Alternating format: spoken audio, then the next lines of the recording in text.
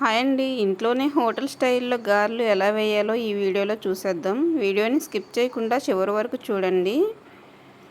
మనం ముందుగానే పప్పు నానబెట్టుకోవాలండి. 4 అవర్స్ పైనే నానబెట్టి వాటర్ యాడ్ చేయకుండా పిండి పట్టుకోవాలి. కన్సిస్టెన్సీ ఇలా ఉండాలండి పిండి.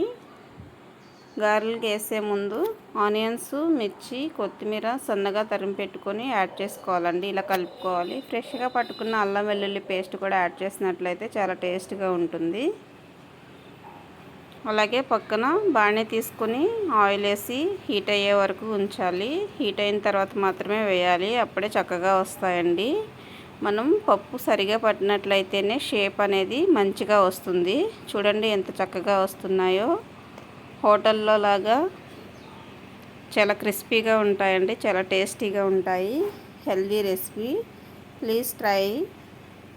Thanks for watching. Please subscribe my channel. మరిన్ని వీడియోస్ కోసం నా ఛానల్ని తప్పకుండా సబ్స్క్రైబ్ చేయండి.